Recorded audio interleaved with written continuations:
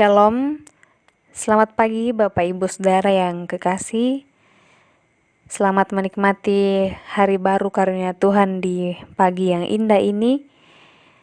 Dan seperti biasa dari Bukit Sion Makale, kami akan menyampaikan firman Tuhan sesuai dengan renungan harian Gereja Toraja.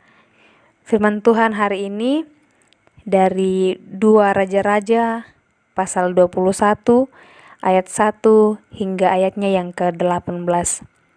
Sebelum kita membacanya, mari kita meminta pertolongan dalam doa. Kita berdoa. Kami memuji dan memuliakan nama-Mu, ya Bapa di sorga, yang empunya seluruh kehidupan kami. Terima kasih ya Bapa, untuk hari yang baru Tuhan beri bagi kami sekalian, sehingga kami dapat menjumpainya di pagi ini dan dapat menikmati kasih-Mu bagi kami. Ya Bapa di sorga, hari ini kami akan melanjutkan kembali aktivitas kami. Namun kami rindu untuk disapa oleh kebenaran firman Tuhan. Semoga firman Tuhan yang akan kami baca ini dapat kami pahami dengan baik, dapat kami renungkan dan menjadi pedoman untuk menjalani kehidupan kami, terutama untuk melakukan berbagai tugas dan tanggung jawab kami di hari ini. Ya Bapa di sorga, berkati kami, semoga firman Tuhan ini senantiasa menguatkan kami. Ini kami yang datang kepadamu, kami berdoa di dalam nama Kristus Yesus, kami datang kepada Bapa di sorga. Amin. 2 Raja-Raja pasal 21 ayat 1 sampai ayatnya yang ke-18. Firman Tuhan, Manasye berumur 12 tahun pada waktu ia menjadi raja, dan 55 tahun lamanya ia memerintah di Yerusalem. Nama ibunya ialah Hefsiba. Ia melakukan apa yang jahat di mata Tuhan, sesuai dengan perbuatan keji bangsa-bangsa yang telah dihalau Tuhan dari depan orang Israel. Ia mendirikan kembali bukit-bukit pengorbanan yang telah dimusnahkan oleh Hizkia ayahnya. Ia membangun mesbah-mesbah untuk Baal, membuat patung Asyera seperti yang dilakukan Ahab, Raja Israel, dan sujud menyembah kepada segenap tentara langit dan beribadah kepadanya. Ia mendirikan mesbah-mesbah di rumah Tuhan, walaupun sehubungan dengan rumah itu Tuhan telah berfirman, "Di Yerusalem aku akan menaruh namaku." Dan ia mendirikan juga mesbah-mesbah bagi segenap tentara langit di kedua pelataran rumah Tuhan. Bahkan ia mempersembahkan anaknya sebagai korban dalam api, melakukan ramal dan telaah, dan menghubungi para pemanggil arwah dan para pemanggil roh peramal. Ia melakukan banyak yang jahat di mata Tuhan, sehingga ia menimbulkan sakit hatinya.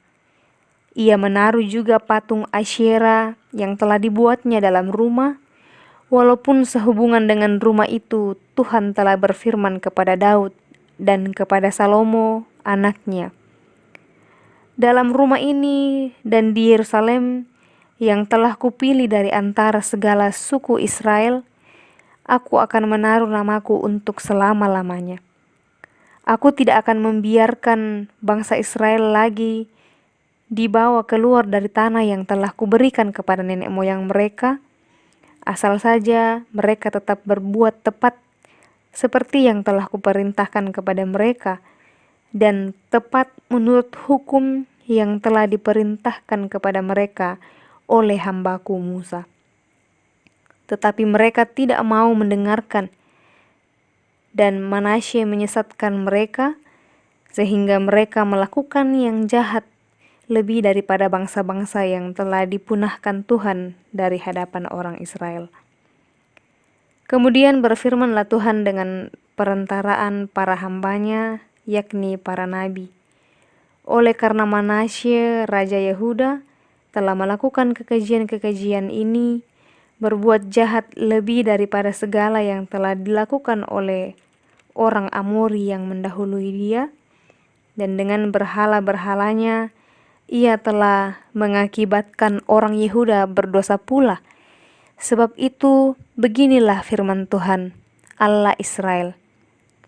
Sesungguhnya aku akan mendatangkan malapetaka atas Yerusalem dan Yehuda, sehingga setiap orang yang mendengarnya akan bising kedua telinganya.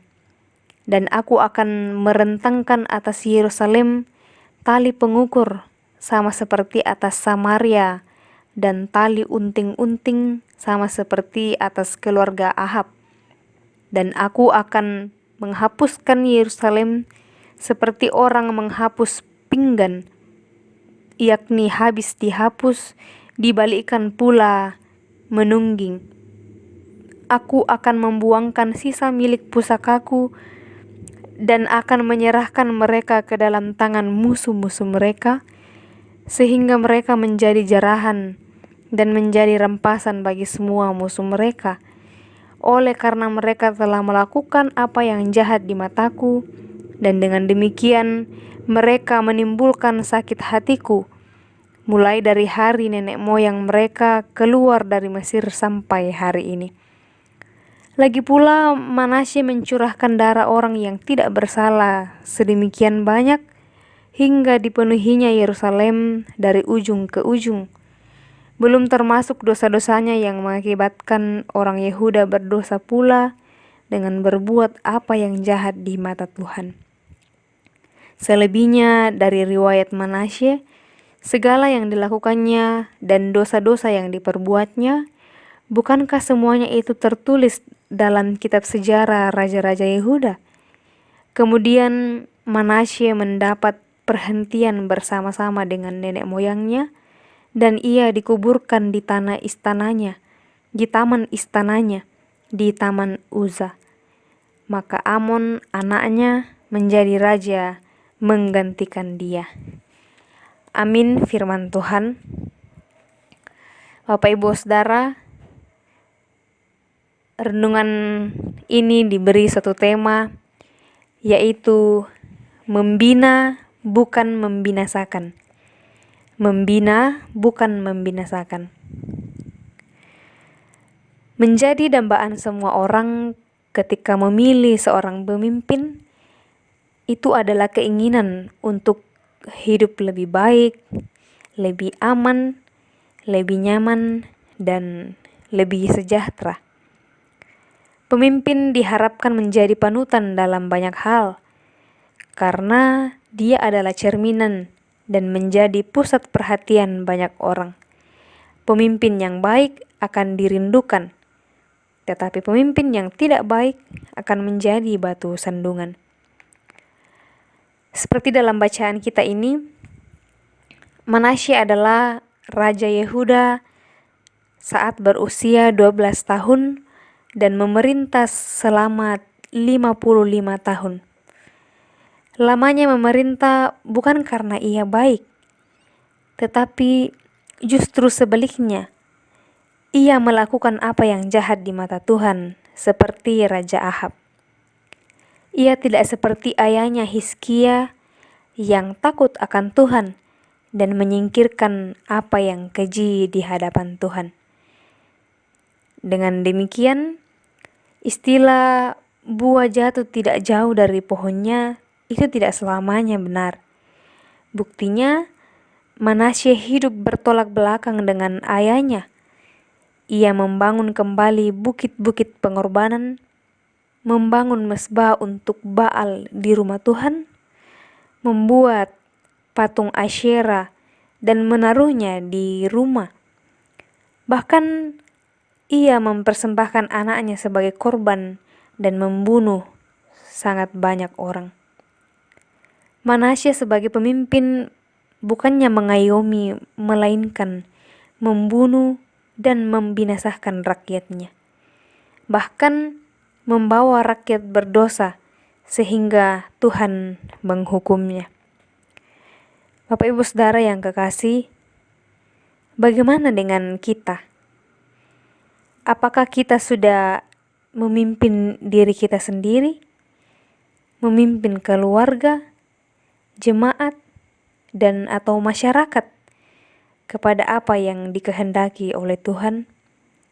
Apakah kita sudah menjadi pemimpin yang betul-betul mengayomi atau masih muncul sikap-sikap Manasye yang bukannya memimpin tetapi justru membinasakan?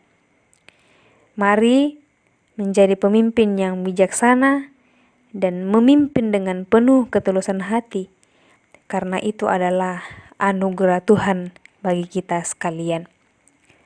Amin. Mari kita berdoa. Kami bersyukur ya Bapa di sorga untuk kesempatan yang Tuhan beri bagi kami sekalian untuk boleh mendengarkan firman Tuhan di pagi hari ini. Terima kasih untuk firman yang telah diperdengarkan. Sekiranya boleh mengambil bahagian dalam diri kami masing-masing, sehingga dapat menjadi penuntun dan pedoman di dalam menapaki kehidupan yang Tuhan anugerahkan bagi kami sekalian. Semoga kami dilayakkan oleh Tuhan untuk menjadi pemimpin di tengah-tengah dunia ini, memimpin diri kami sendiri, memimpin keluarga kami, jemaat, masyarakat, bahkan dimanapun Tuhan perkenankan bagi kami sekalian.